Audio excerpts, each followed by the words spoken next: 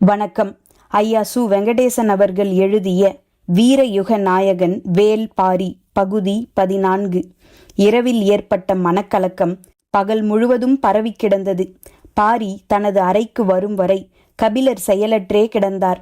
பாரிதான் அவரை அழைத்துச் சென்று உணவு அருந்த வைத்தான். பிறகு இருவரும் தேர் ஏறி பாழியூருக்கு செல்லும் பாதையில் சென்றனர். கபிலர் எதுவும் கேட்காமல் வந்து கொண்டிருந்தார். புன்னைமர அடிவாரத்தில் தேரை நிறுத்தச் சொன்னான் பாரி.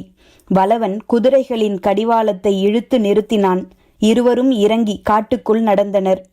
பரம்பில் காலடி எடுத்து வைத்த கணத்திலிருந்து நீலனோடு பயணிக்கிறேன். தன்னை பற்றி ஒரு சொல் கூட அவன் சொல்லவில்லை என்றார் கபிலர். பாரி அமைதியாக கேட்டுக்கொண்டு வந்தான். சட்டென நினைவு வந்தவுடன் இல்லை இல்லை என தான் சொன்ன சொல்லை மறுத்த கபிலர், வேட்டுவன் பாறையில் வரும்போது அவனது குலப்பாடல் பற்றி அவன் சொல்ல வந்தான். அது இருக்கட்டும் என அதை புறந்தள்ளிவிட்டேன். எனது அந்த கொடும் செயலுக்கு என்ன தண்டனை வேண்டுமானாலும் தரலாம் என்றார். பரம்பில் தண்டனை கிடையாது. பாரியின் சொல் குற்ற உணர்விலிருந்து வியப்பின் பரப்புக்கு தூக்கி வந்தது கபிலரை. வழக்கம்போல் சொல்லால் தாக்குண்ட புலவன் மறு சொல்லின்றி பாரியின் குரலுக்காக காத்திருந்தான். பாரி சொன்னான், ஒரு வகையில் அதுதான் கொடும் தண்டனை. கபிலர் மெல்ல தலையசைத்து தனக்கு வழங்கப்பட்ட தண்டனையை ஏற்றார்.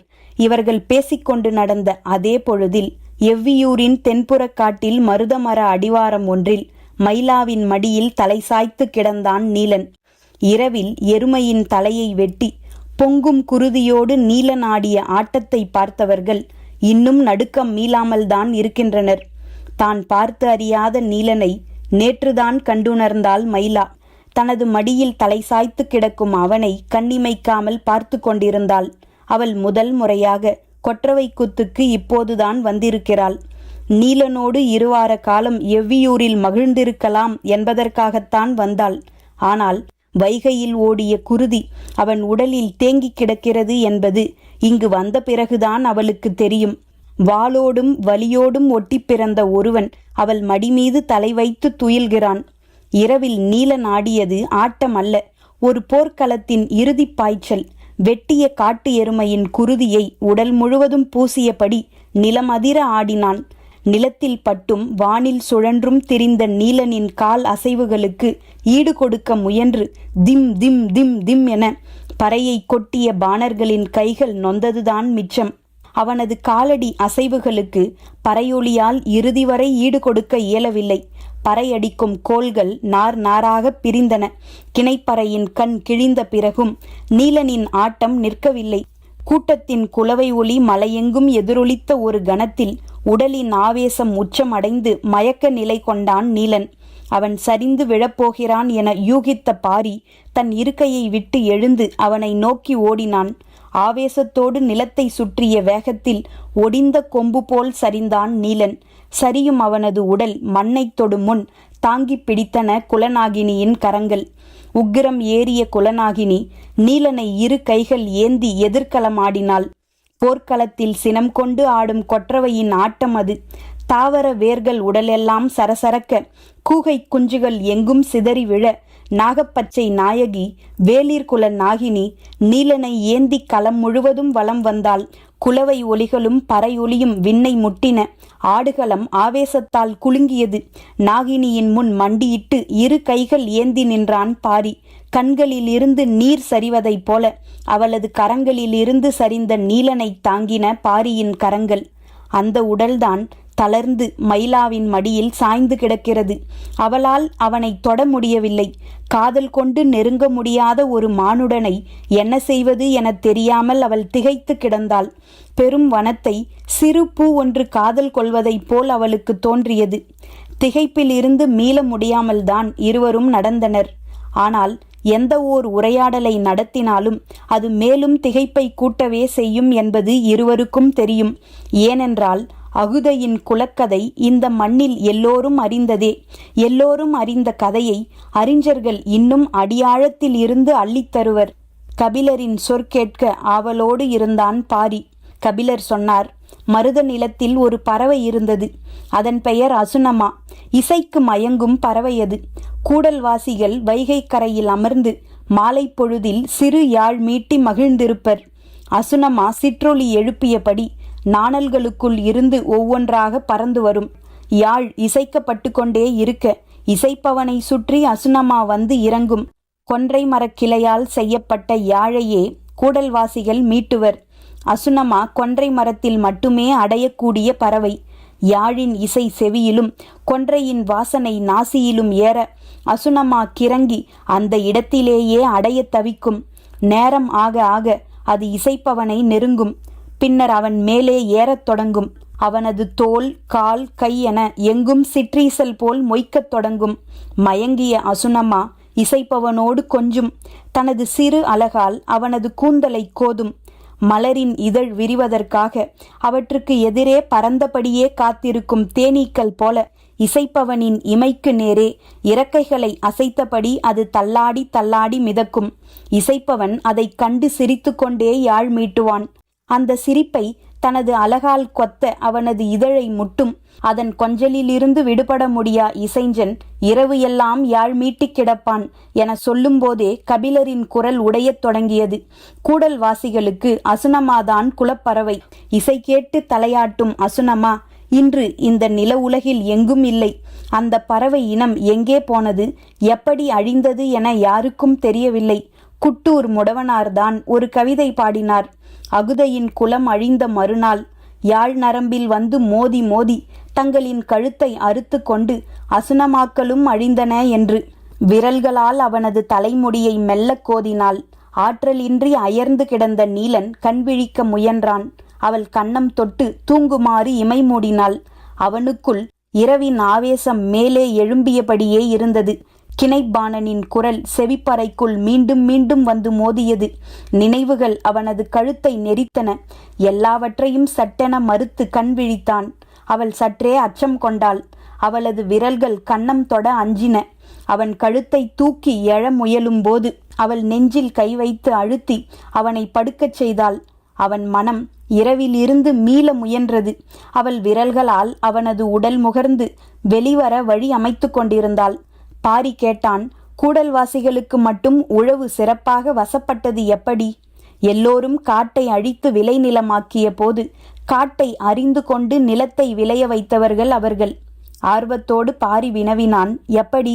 பன்றி அகழ்ந்த நிலத்தில் பயிர் நட்ட மலை அனுபவம்தான். சமதளத்தில் பயிர் நடும் முன் மண்ணை ஏற்கொண்டு கிளறச் சொல்லியது. பன்றியின் முன் உதடு பூமியின் தன்மையை உணரும்.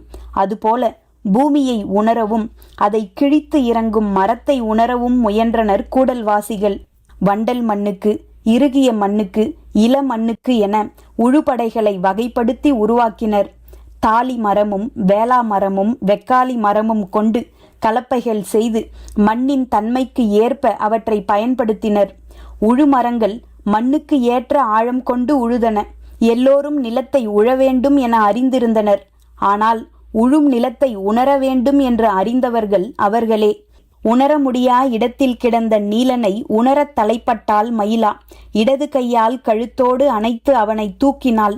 அவனது முகம் முழுவதும் அவளது கூந்தல் உழுது இறங்கியது. மேல் உதடு கிளறி உள்ளிறங்கத் துடித்தன அவளது இதழ்கள்.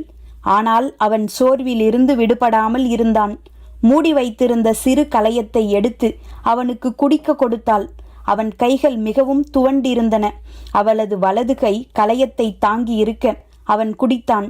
நினைவுகளை உதிர்த்துவிட்டு வெளிவரத் துடிக்கும் அவனது வேட்கை கண்களில் தெரிந்தது. நீராகாரம் உள்ளுக்குள் இறங்கி மயக்கம் கலைக்கத் தொடங்கியது. நீலன் நினைவின் ஆழத்தில் இருந்து மேலேறி மேலேறி அவளது மார்பின் சரிவுக்கு வந்து சேர்ந்தான். கபிலர் தான் கேள்விப்பட்ட அந்த பூர்வ கதையை வியப்பு குறையாமலே சொன்னார். அது மட்டுமல்ல, ஏற்கலப்பையை மாடு இழுக்க அதன் கழுத்தில் போடும் குறுக்கு ஆரத்தை எல்லா மரங்களிலும் செய்து மாட்டின் கழுத்தில் மாட்டி இழுக்க வைத்தனர். அகுதையின் குலம்தான் முதலில் கண்டறிந்தது அத்தி மரம்தான் ஆவினத்தின் சேர்மானம் என்று. குறுக்கு ஆரத்தை அத்தி மரத்தில் செய்தனர். அதுதான் கனம் குறைவாக இருக்கும். எவ்வளவு இழுத்தாலும் மாட்டின் கழுத்து தோலில் வடு பிடிக்காது. அதன் கழுத்து நரம்புக்கு எண்ணெய் நீவியது போல் சிறு நெளிவுக்கு கூட சரிந்து கொடுத்து செல்லும். பாரி வியப்போடு கேட்டான், கால்நடைகளை மரங்களோடு இணைத்து பொருத்த மதிநுட்பம் தேவை. காடும் கால்நடைகளும் அதிசய உறவு கொண்டவை. ஆம் என்று தலையாட்டிய கபிலர் சொன்னார், மரத்தையும் மாட்டையும் இணைத்தது மட்டுமல்லாமல் தாவரத்தையும் மண்ணையும் இணைத்தனர். ஆவார இலையை அடிமண்ணில் போட்டபோது அவர்கள் சொல்வதை யாரும் நம்பவில்லை. அறுவடை நாளில் அம்பாரமாக குவிந்த விளைச்சல் கண்டு வாய் பிளந்தவர்கள் அந்த தாவரத்தின் பெயர் என்ன என மீண்டும் மீண்டும் வந்து கேட்டு போயினர். எதற்கும் ஆகார் என கேலி பேசி சிரித்த அவர்களின் பெருங்கிழவன் ஒருவன்தான் அந்த இலையை கண்டறிந்து நிலத்தில் போட்டு அமுக்கியவன். பயிர்களுக்கு நல்ல ஆகாரம் இந்த இலை என அவன் சொன்னதை 2 விளைச்சலுக்கு பிறகே உண்மை என கூடல்வாசிகள் ஏற்றனர். ஆகார இலை என்று அந்த இலைக்கு பெயர் சூட்டினர். அவர்களே அறியாமல் அது ஆவார இலையாக வளைந்து கொண்டது. அவன் நீராகாரத்தை குடித்து முடித்தான். அவன் முகம் சற்றே அமைதி கொண்டது. மைலா அவனை எப்படி உள்வாங்குவது என தெரியாமல் தவித்தாள். அவனது முகத்தை மார்போடு அணைத்த போது அவளது கைகள் நடுங்கின. தன்னை எத்தனையோ முறை தழுவி கிடந்த நீலன்தான் இவன். ஆனால் குலநாகினி கையில் ஏந்த நின்ற அந்த காட்சியை பார்த்த பிறகு அவனை தொடவே ஆழ்மனம் அஞ்சுகிறது. நேற்றைய இரவில் நான் பார்த்த நீலன் நீதானா என்று அவனை பார்த்து கேட்கவே அவள் தலைகுனிந்தாள். அந்த சமயம் அவனது தலை நிமிர்ந்தது. உதடுகள் உணர நிலம் கிளறி உள்ளிறங்கினான். இதழ்கள் இணைந்த போதும் அவள் கொண்டு வந்ததை அவன் குடித்து கொண்டுதான் இருந்தான்.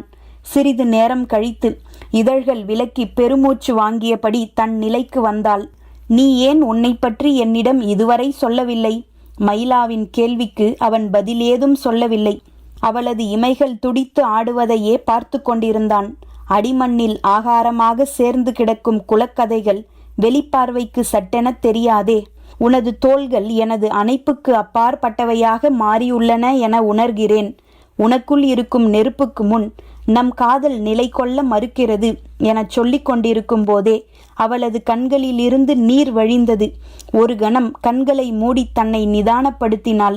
பரம்பின் எல்லா பெண்களையும் போல அவளுக்கும் அந்த சமயம் வள்ளியே நினைவுக்கு வந்தாள். வள்ளியின் உறுதிப்பாட்டுக்கு இணை சொல்ல யாரும் இல்லை. பெண்ணின் வீரிய வடிவம் அவள். மைலாவின் மனம் வள்ளியை நினைத்து கொண்டிருந்த போது தன்னை தூக்கி கொண்டு செல்வது போல உணர்ந்தாள். வள்ளியின் நினைவு எந்த துயரத்தில் இருந்தும் வெளியேற்றும். நினைவின் சுகத்தை உடல் உணர்ந்து கொண்டிருந்தது. சட்டென கண் விழித்து பார்த்தாள் மைலா. நீலன் தன் 2 கைகளால் அவளை தூக்கியபடி மரநிழல் விட்டு வெயில் இறங்கும் நிலம் நோக்கி வந்து நின்றான். சூரிய ஒளி இருவர் மீதும் பொழிந்து இறங்கியது. அவளின் கண்களை பார்த்து நீலன் சொன்னான், நான் அகுதை, நீ அசுனமா. வாழ்ந்தாலும் அழிந்தாலும் பிரிவில்லை நமக்கு. மலையில் இருந்தவர்கள், காட்டில் இருந்தவர்கள், கடற்கரையில் இருந்தவர்கள் எல்லோரும் வெட்டி சாய்க்கும் வால்முனையின் பின்னும் பாய்ந்து இறங்கும் அம்பு முனையின் பின்புமே அலைந்து கொண்டிருந்தனர். ஆனால் கூடல்வாசிகள்தான் எந்நேரமும் ஊர்ந்து நகரும் மண்புழுவின் பின்னும் சிறு துவாரம் உருவாக்கி மறுகணம் சிறகு விரிக்கும் ஈசலின் பின்னும் அலைந்து கொண்டிருந்தனர் என்றார் கபிலர். உண்மைதான். ஆனால் வால்முனைதானே வெற்றி கொண்டது. எந்த மண்ணிலும் விளைய வைக்க தெரிந்தவர்களை விதை நெல்லே அறியாதவர்கள் வீழ்த்தி விட்டனரே. காலம் வைகையின் சாட்சியாக சொல்லும் செய்தி ஒன்றுதான். எந்த கணமும் நீ தாக்கப்படலாம். ஆனால் அதற்கு முந்தைய கணம் உன்னுடையது. அதில் நீ கையறு நிலையில் நின்றால் ஆரோடு உன் குலம் போகும் என்றான் பாரி. கபிலர் தலையசைத்து ஆமோதித்தார். அகுதை மாவீரன்தான். ஆனால் திருநாளின் அதிகாலையில் கொலைவாள் கொண்டு சூழப்படுவோம் என்பதை எதிர்பார்க்கும் அளவுக்கு அவன் மனம் சீர்கெடவில்லை.